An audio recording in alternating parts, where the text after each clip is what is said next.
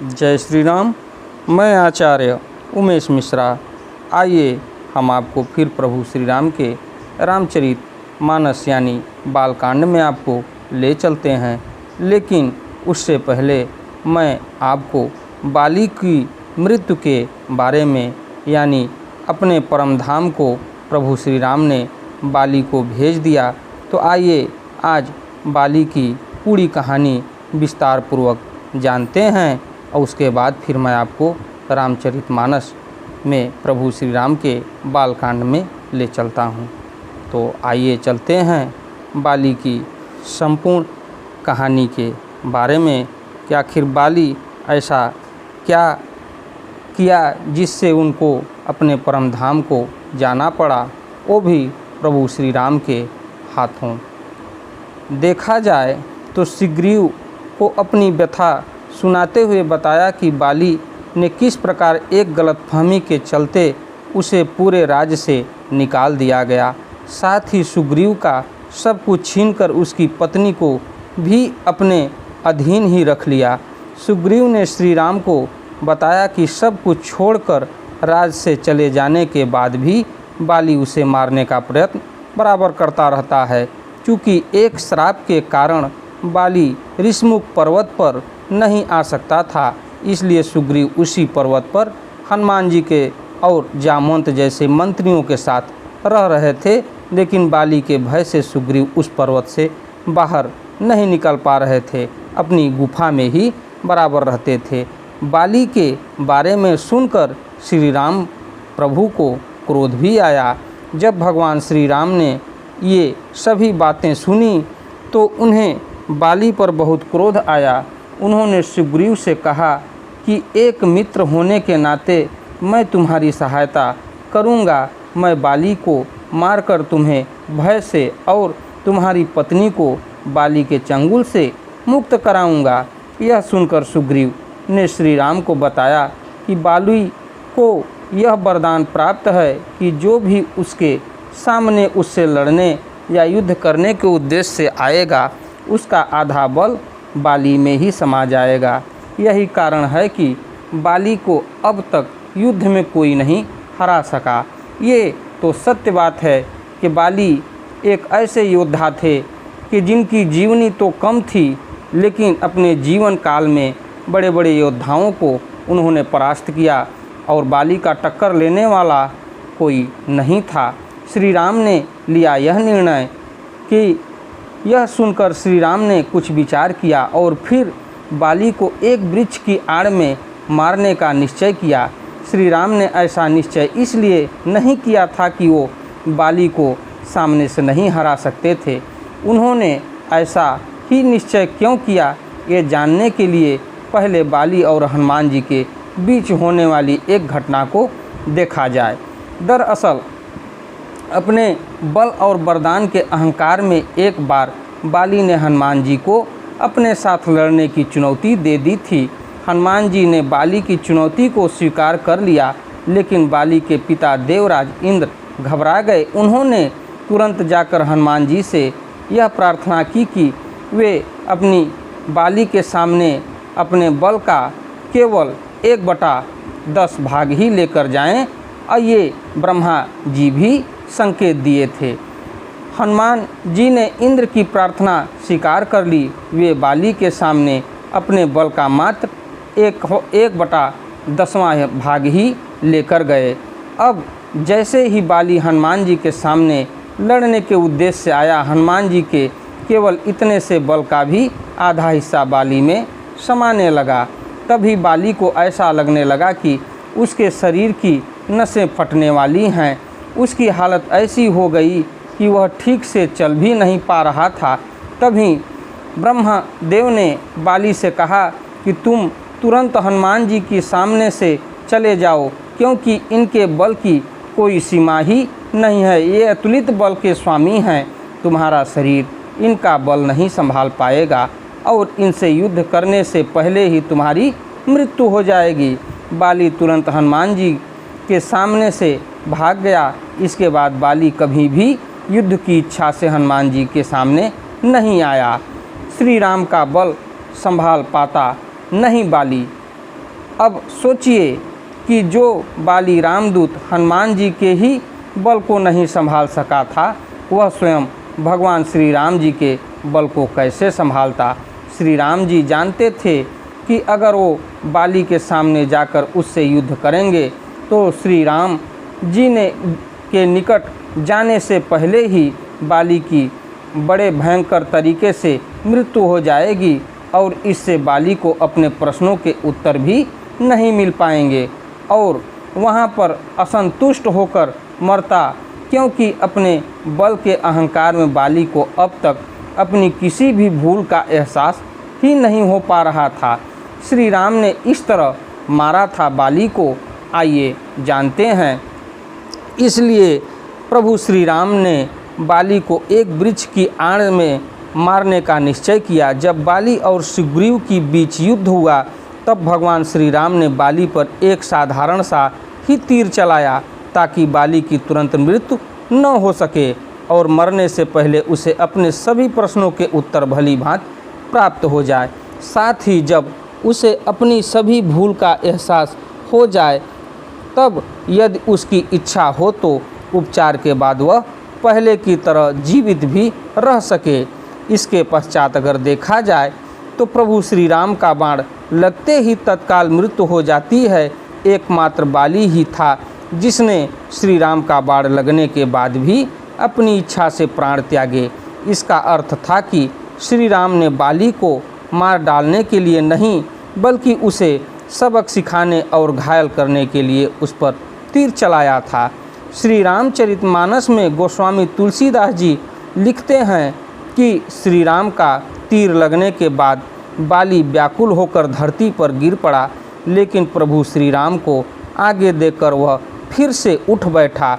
वह देखता है कि भगवान का श्याम शरीर है, सिर पर जटा बनाए हैं, लाल नेत्र हैं, बाण लिए हैं और धनुष चढ़ाए हैं। अगर देखा जाए तो परा विकल मही सर के लागे, पुनि उठ बैठ देख प्रभु आगे, श्याम गात सिर जटा बनाए, अरुण नयन सर चाप चढ़ाए।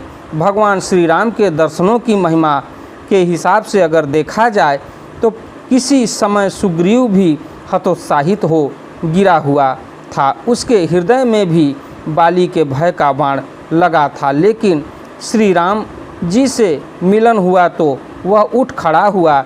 ठीक वैसे ही बाली भले ही गिर पड़ा था, लेकिन श्री राम जी को देखते ही वह फिर उठ बैठे।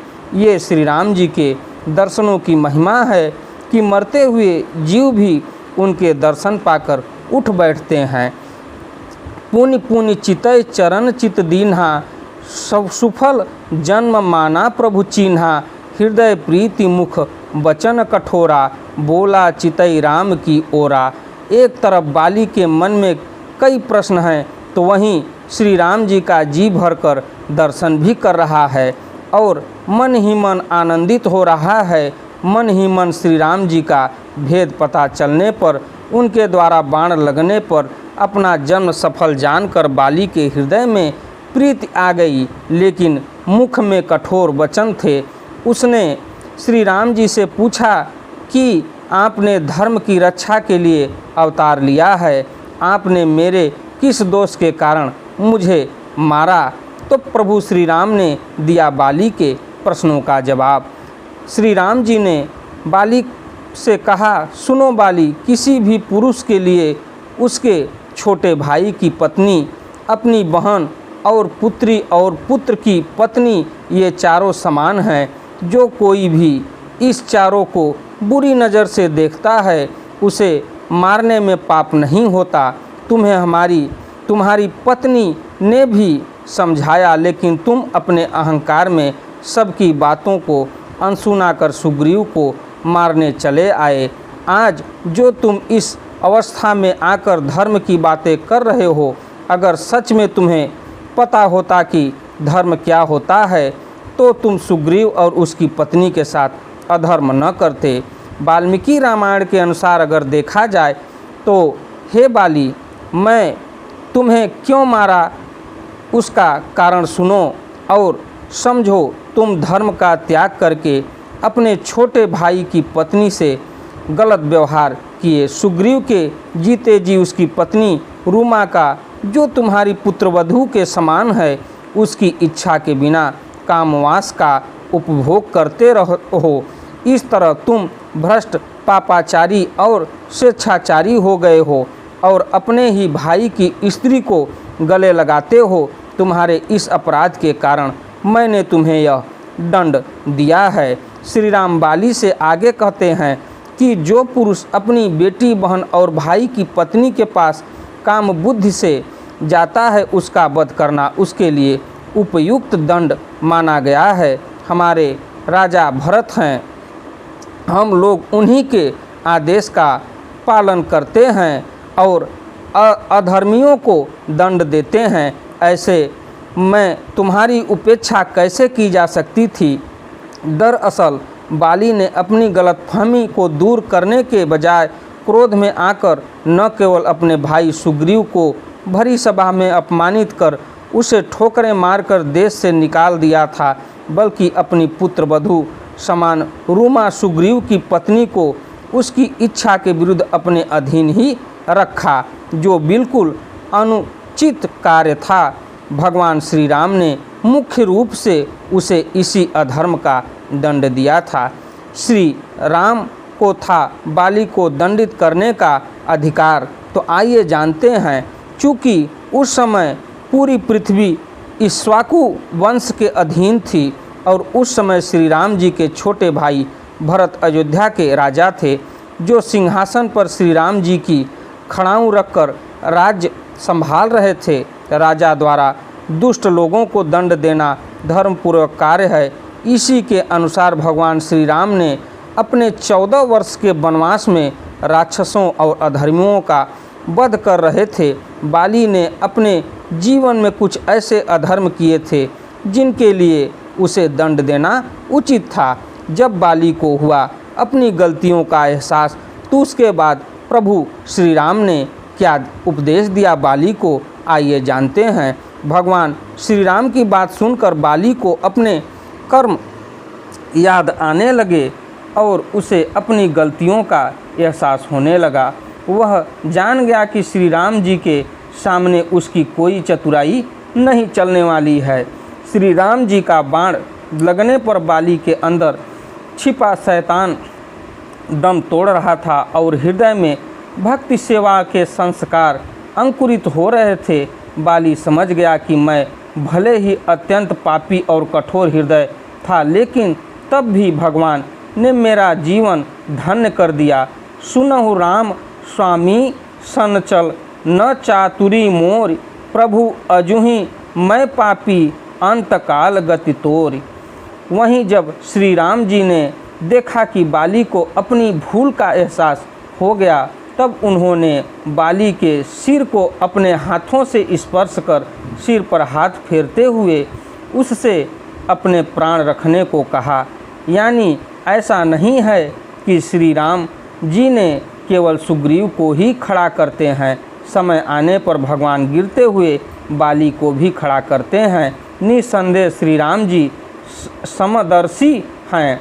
यह श्री राम बाली की भावना को ही स्वीकार कर रहे हैं।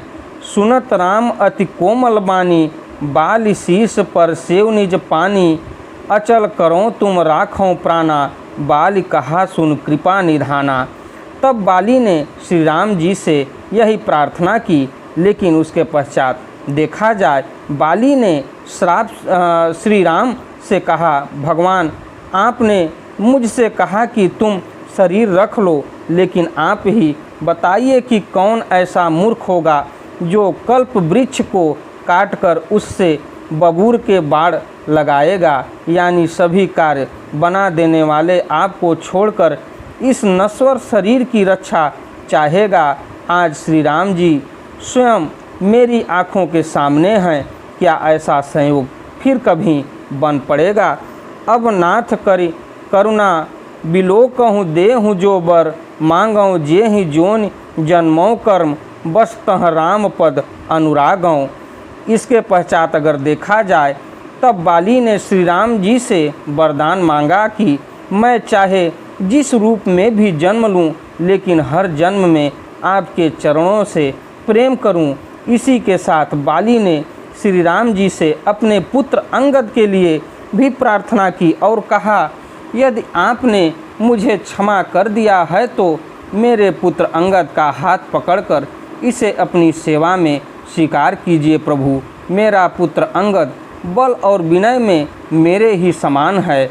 यह तनय मम सम विनय बल कल्याण प्रद प्रभु लीजय। गहि बाह सुर नर नाह आपन दास अंगद कीजिए। इसलिए बाद में जब रावण ने अंगद को श्री राम के खिलाफ भड़काकर कहा कि तुम राम के विश्वास पात्र होने का फायदा उठाकर उन्हें मारकर अपने पिता की मृत्यु का बदला ले लो और हमारे साथ मिल जाओ, तब वीर अंगद ने रावण से कहा कि हे रावण, तुम्हें मुझ पर दया दिखाने की कोई आवश्यकता नहीं है। तुम अपनी चिंता करो। मेरे पिताजी ने मृत्यु के समय मुझे श्री राम का भेद रहस्य बताकर मुझे उनकी सेवा में रहने की आज्ञा दी थी। इस प्रकार श्री राम जी के साथ छल करने का मतलब होगा अपने पिता के साथ ही छल करना। बाली के अब देखा जाए तो बाली के मृत्यु के बाद भगवान श्री राम ने बाली को अपने परम धाम में भेज दिया। उनकी पत्नी तारा को अपनी माया से मुक्त कर उन्हें इस दुख से उबरने की शक्ति दी। किष्किंधा में राजा के रूप में सुग्रीव का राज्य तिलक हुआ और उन्हें उनकी भांति पत्नी भी मिल गई। वहीं बाली की पत्नी तारा एक कुशल राजनीतिज्ञ भी थी, अतः वो एक वरिष्ठ सलाहकार के रूप में सुग्रीव को राज्य चलाने में उनकी मदद करने लगी और तारा के पुत्र वीर अंगद को राज्य का उत्तराधिकारी युवराज बनाया गया।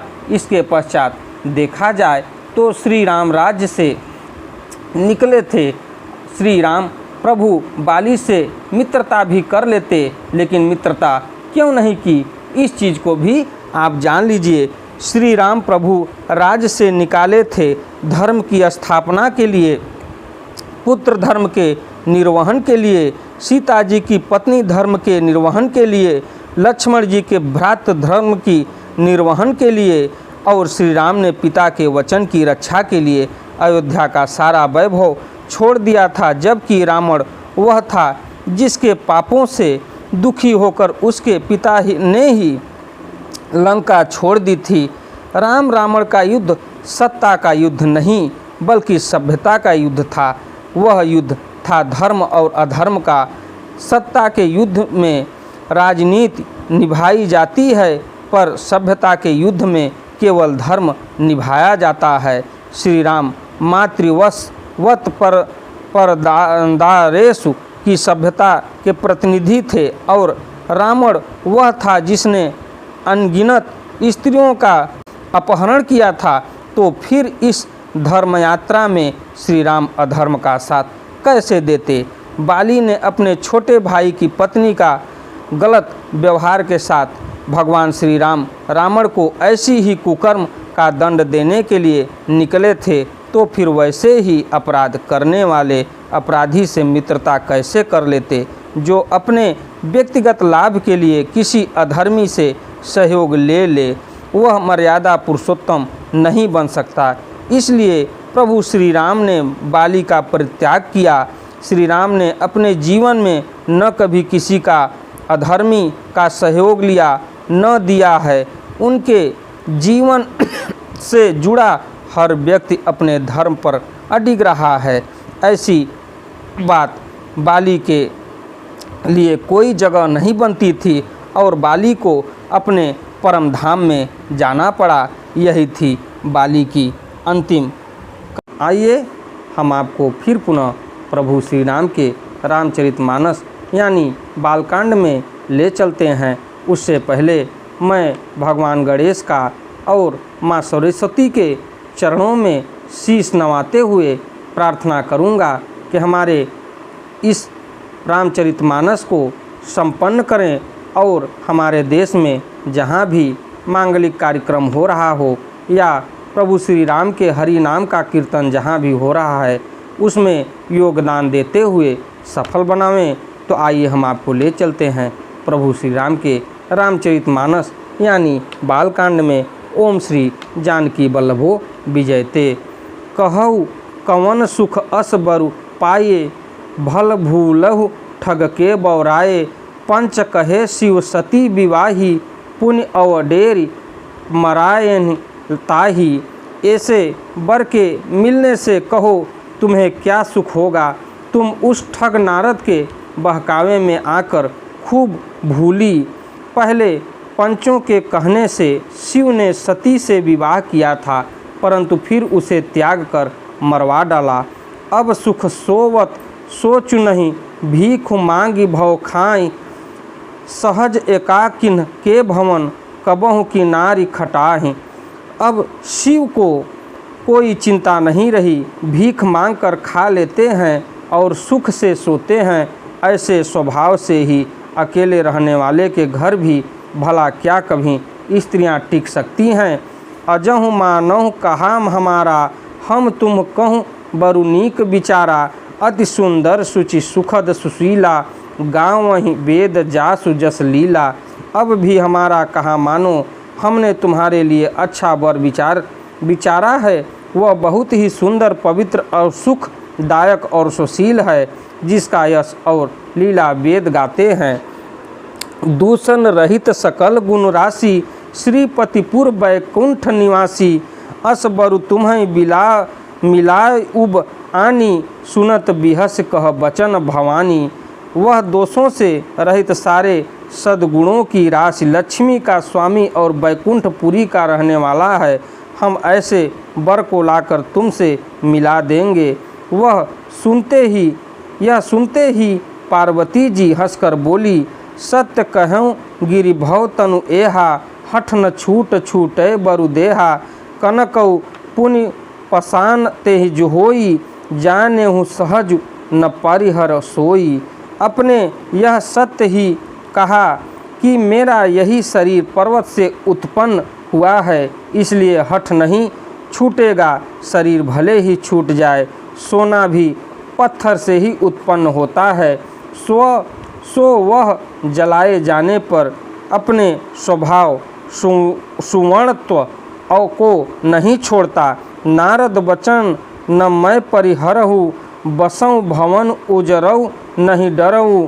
गुर के वचन प्रीति न जेई, सपने हो सुगम न सुख सिद्धते ही। अब मैं अतः नारद जी के वचनों को नहीं छोड़ूंगी, चाहे घर बसे या उजड़े, इससे मैं नहीं डरती।